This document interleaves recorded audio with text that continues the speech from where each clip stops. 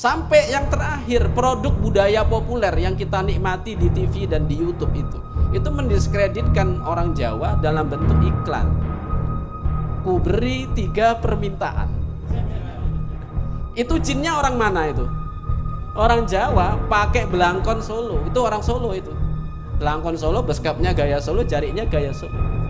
Ini kalau kita mau ngamuk ini kita berhak loh. Hampir semua film Susana sejak tahun 70 sampai tahun hari ini, tahun filmnya Joko Anwar, menggambarkan kuburan sebagai sesuatu yang penuh dengan makhluk-makhluk kayak tadi. Ini menyakiti hati kita sebagai calon ahli kubur gitu. Ya. Mau tidak mau, kalau bersinggungan dengan dunia kuburan, harus masuk ke lewat ilmu pengetahuan. Kenapa kok keraton sama Gunung Merapi garis lurus sampai pantai selatan? Oh, itu supaya bersatu dengan roh-roh yang ada di gunung dan roh-roh di laut selatan. Nah, gagal kalau membaca begitu. Jelas-jelas keraton itu institusi kewalian, itu khalifatullah.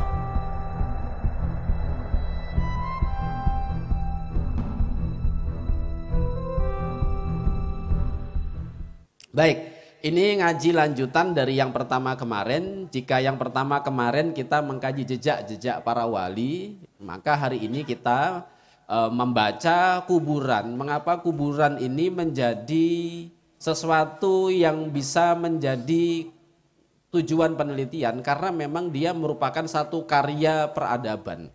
Ya.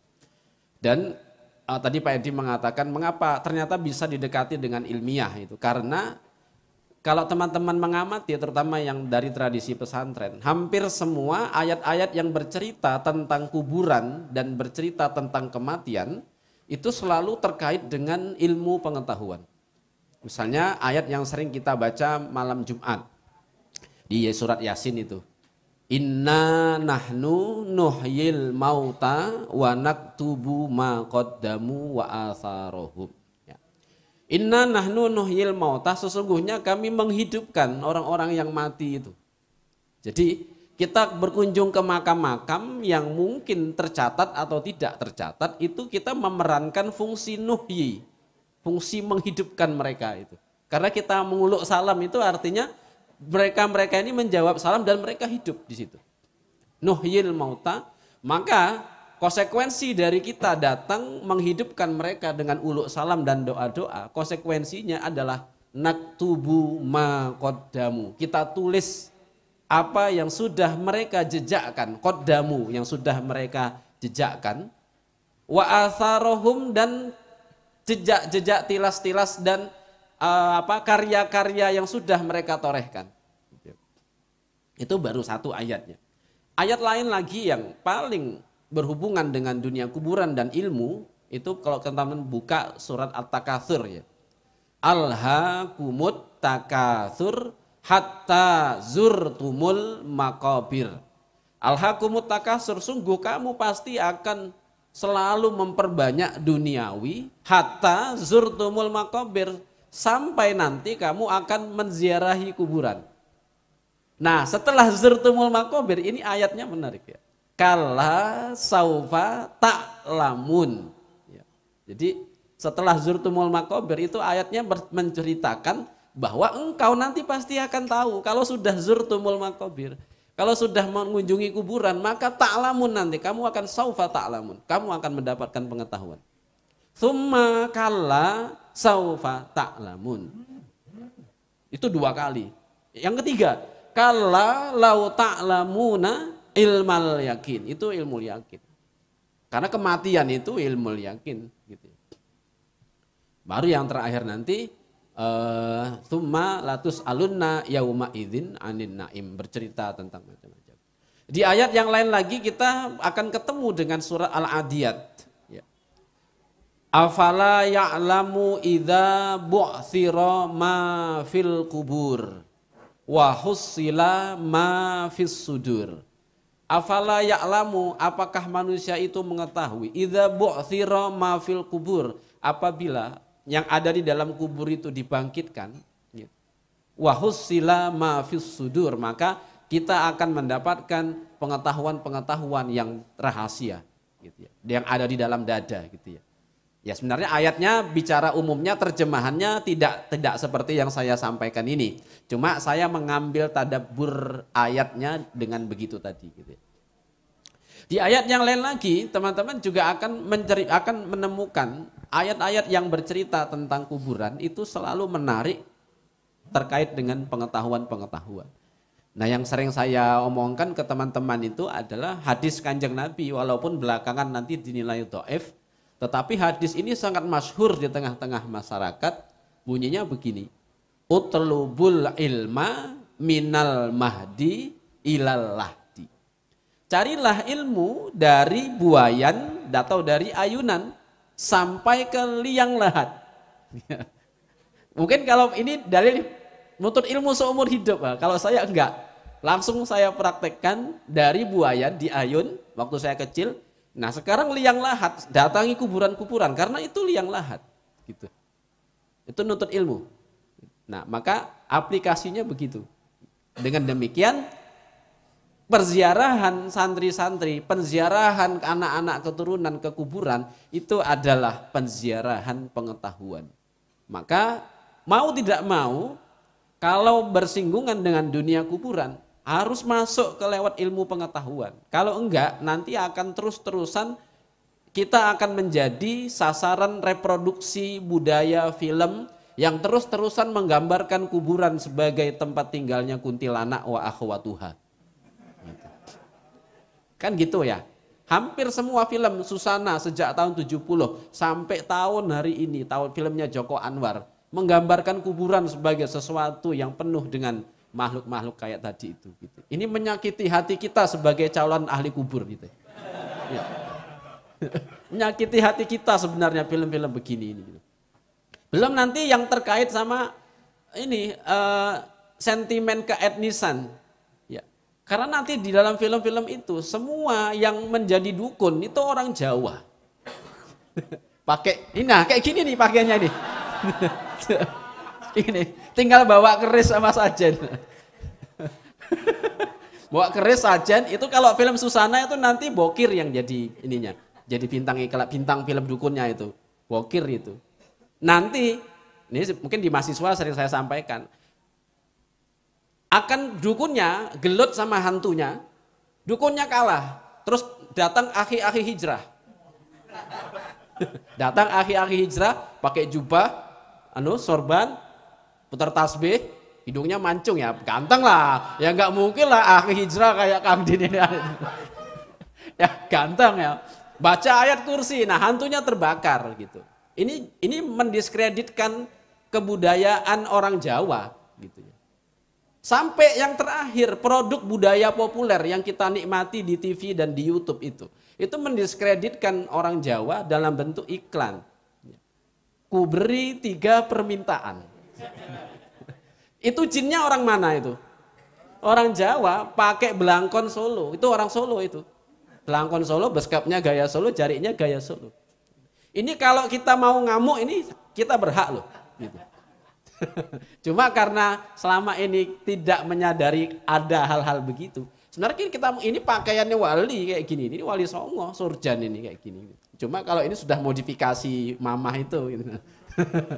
Sudah modifikasi. Sehingga kok kadang-kadang kewalian ya. Bukan kewalian tapi kewalian. Gitu. Kewalik-walik. Gitu. Nah dengan demikian teman-teman. Kuburan ini adalah sekolah atau pawiyatan. Kita belajar menuntut ilmu mulai dari buayan sampai ke liang lahat itu ya liang lahat betul-betul gitu. Nah karena itu malam hari ini saya mengajak kembali kita untuk masuk ke dunia ilmu pengetahuan yang tersimpan di balik jirat atau kijing, di balik nisan, di balik kampung-kampung yang di dalamnya banyak sekali kuburan-kuburan tua yang tidak tersentuh. Nah, untuk itu satu kaidah dalam membaca kuburan ini supaya kalau kemarin jejak-jejaknya, nah sekarang karyanya.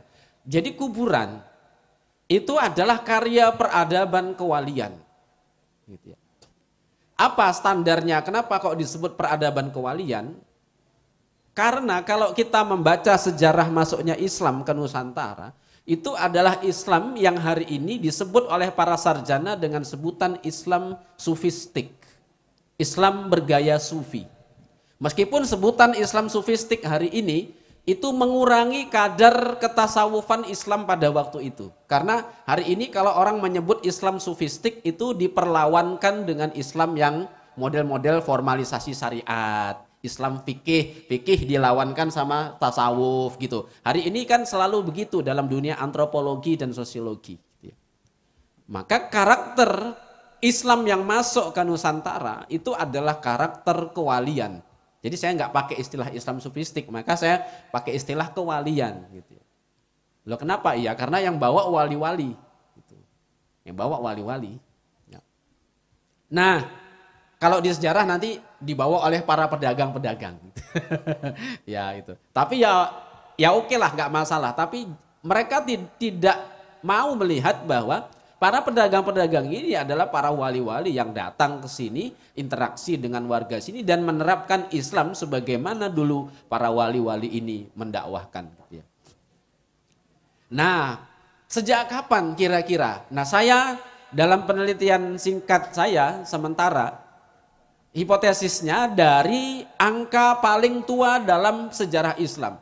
Penelitian terbaru itu ada orang Aceh namanya Pak Husaini Ibrahim. Dia meneliti tentang makam-makam tua di Aceh yang lebih tua daripada Samudra Pasai.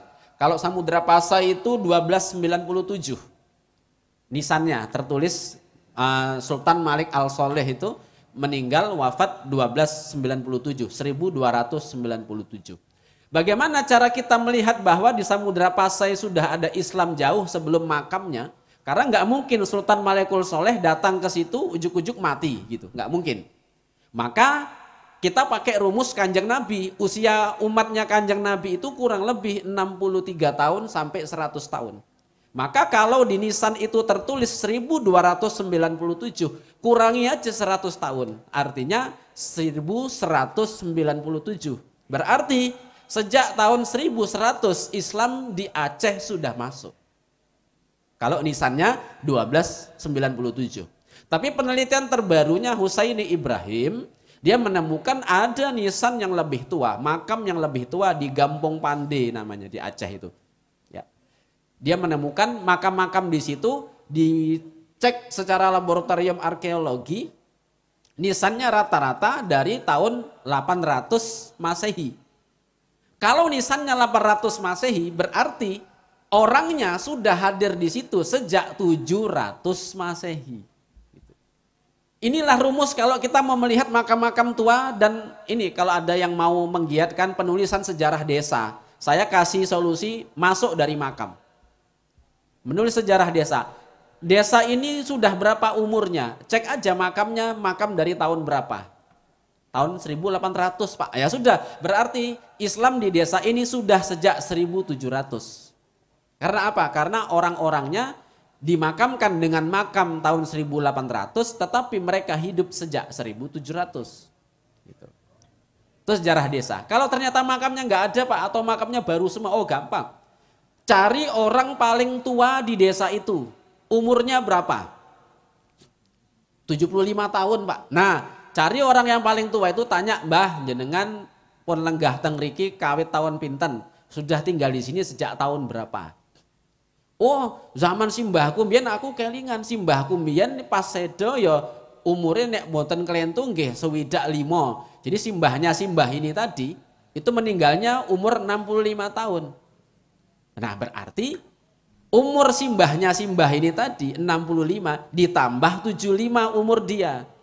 Itulah usia desa perkiraan yang paling tua. Gitu. Ini rumus-rumus begini saya nemukannya ketika masuk ke makam. Jadi memperkirakan usia desa kita, itu cari aja yang paling tua, tanya simbahnya dulu meninggal tahun berapa. Gitu.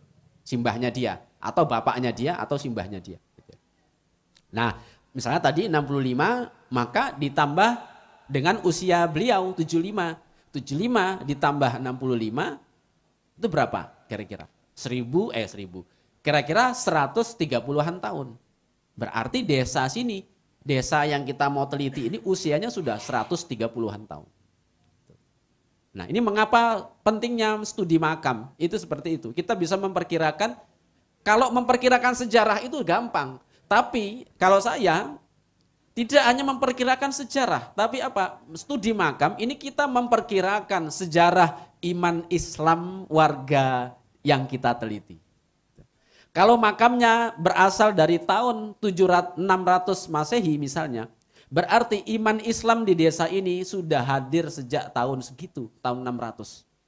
Kalau di desa ini makamnya paling tua tahun 1600, berarti iman Islam di desa ini sudah sejak tahun 1500. Gitu. Sebagai umat Kanjeng Nabi, ini yang paling penting, iman Islam ini. Diperkirakan usia iman Islamnya. Gitu ya. Jadi tidak hanya cerita tentang sejarah. Karena apa? Karena kita hidup di dalam runtutan paling akhir dari sejarah kewalian yang dulu dimulai oleh para wali. Ya. Sehingga yang diperiksa dari monumen-monumen seperti makam dan yang lainnya, itu yang diperiksa adalah iman Islamnya. Karena para wali ini membawa iman Islam, membawa syahadat. Jadi tidak mungkin kita hanya sekedar mengkaji sejarah. Langsung masuk ke dimensi yang lebih dalam, mengkaji sejarah iman Islam di tempat ini. Maka kembali ke yang tadi, ini peradaban kewalian. Nah, saya pakai standar yang paling tua dari Dr. Husaini Ibrahim tadi, makam yang secara arkeologi diperkirakan paling tua di Gampung Pande itu ya tahun-tahun 800 Masehi. Berarti orangnya sudah ada di situ, iman Islam di situ tahun 700 Masehi. Kalau di Jawa nanti standar paling umum itu nanti menganalisis nisannya Fatimah binti Maimun. Fatimah binti Maimun itu dalam catatan umum tahun 1082, tapi ada yang membaca 1101. Kalau 1082 berarti iman Islam di situ sudah masuk sejak tahun 900 Masehi.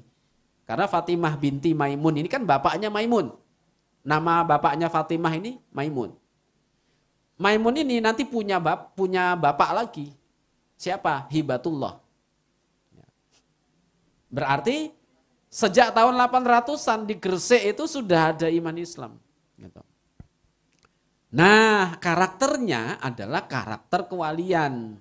Ya. Ini bukan khilafah Turki Utsmani.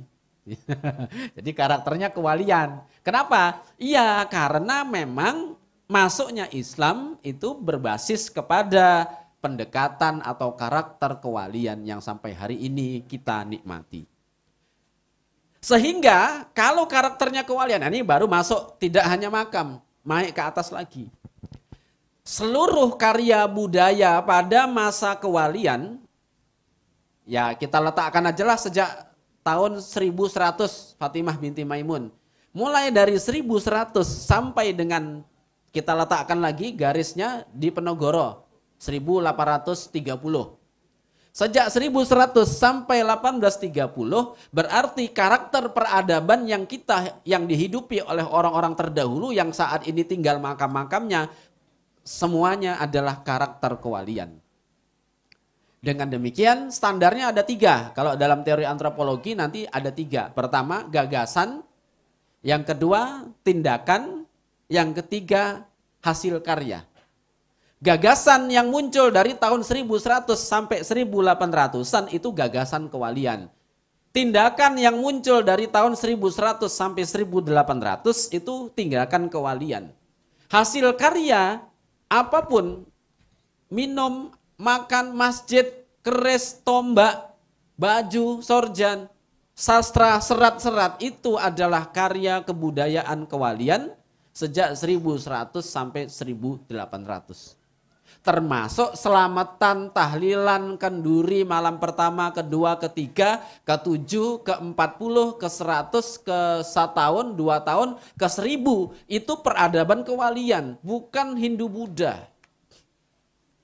Disinilah kesalahan besar para antropolog dan peneliti sejarah ketika mengkaji sejarah Islam dan budaya Islam di Nusantara. Setiap melihat acara selamatan, ini Hindu-Buddha ini.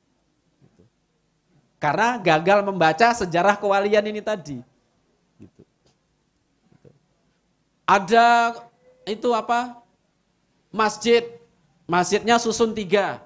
Ya toh? Atapnya, mustokonya susun 3. Kalau dalam istilah serat-serat naskah nanti namanya tajuk tundo 3. Atap susun 3. Wah, ini pengaruh dari Hindu Buddha ini. Gitu. Gitu. Akhirnya semua amaliyah-amaliyah yang kita jalani hari ini itu hanya dianggap sebagai agak campur aduk antara Hindu dan Buddha. Wali Songonya nggak mau dilihat itu loh. Ini yang membuat saya kadang suka, gimana toh? Orang tahlilan kok katanya Hindu Buddha, nyadran kok Hindu Buddha lagi. Selamatan Hindu Buddha. Kenduri 4 bulan, 7 bulan kehamilan Hindu Buddha. Kelahiran brokohan Hindu Buddha. Sampai nanti kalau di Jawa kan sampai sapi melahirkan, kambing melahirkan itu juga ada sodakohnya, brokohan. Itu juga dianggap Hindu Buddha. Iya. Maka saya niru Wali Songo, saya kalau misalnya beli HP atau beli laptop itu tak hitung ini laptopnya harganya berapa, 5 juta. Yaudah kali 2,5%. Nah 2,5% itu tak keluarkan. Sodakoh kayak orang tadi loh, sapinya lahir, orang Jawa kan sampai hari ini kalau sapi lahir ada sedekahnya. Poneh laptop. Gitu. Kan gitu. Makanya Kang Di nanti kalau dapat amplop harus ada sedekahnya itu.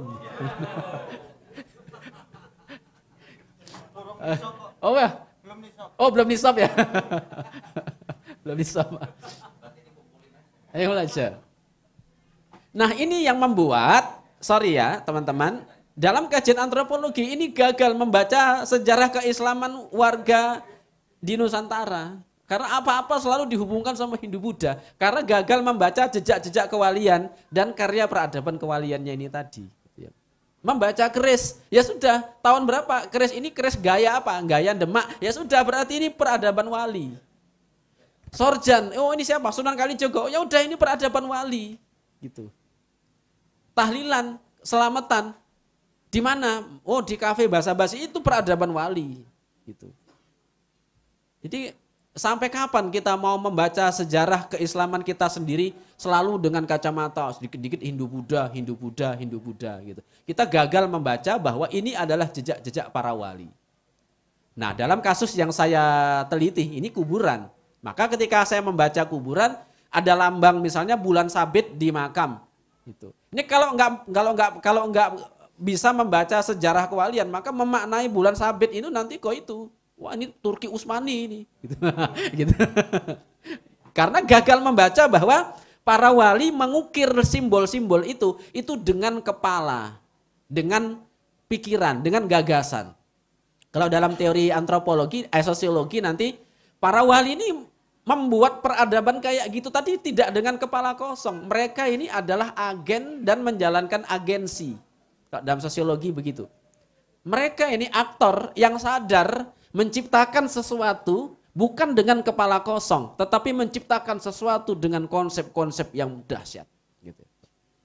Termasuk nanti membaca Yogyakarta, kenapa kok keraton sama Gunung Merapi garis lurus sampai pantai selatan? Oh itu supaya bersatu dengan roh-roh yang ada di gunung dan roh-roh di laut selatan. Nah gagal kalau membaca begitu. Jelas-jelas keraton itu institusi kewalian, itu Khalifatullah. Ngabdurrahman Sayyidin Panotogomo, jelas-jelas itu karakter wali-wali di Jawa. Maka kalau membaca keraton kenapa garis lurus sama Gunung Merapi? Ya Gunung Merapi itu kalau dalam khazanah kewalian Jawa itu autat, patok. Maka supaya karena Khalifatullah maka dia harus jadi patok sebagaimana Gunung Merapi. Gitu. Membacanya begitu. Jadi selama ini selalu dikait-kaitkan sama Hindu Buddha. Nah, terus Wali Songo ini yang di gitu. Padahal jelas-jelas institusinya institusi keislaman gitu. Dan gelarnya adalah Khalifatullah. Gitu. Maka peradaban kewalian yang kita baca dari makam-makam dan dari segenap kebudayaan Islam yang kita resapi di dalam sehari-hari kita, ini adalah peradaban Khalifatullah. Peradaban Khalifatullah. Basicnya kalau dalam teori estetikanya para wali, nanti basicnya adalah perpaduan antara dua kutub. Yang satu kutub Al-Jalal, yang satu kutub Al-Jamal. Al-Jalal ini yang kelelakian, yang agung, ya, yang maskulin. Kalau yang Al-Jamal ini yang feminin. Nah, ketika dia diwujudkan oleh seorang murid para wali menjadi institusi, maka dia disebut dengan peradaban kamaliyatullah. Peradaban kamal, kesempurnaan Gusti Allah. Dan yang yang bisa menjalankan kamaliyatullah ini ya kalifatullah gitu. Kalau tidak kalifatullah tidak bisa. Maka rumus-rumus para wali itu kalau mau diterapkan di zaman ini silahkan saja, cuma masalahnya adalah harus ada yang bisa ini tadi, harus ada yang bisa menjadi patoknya gitu.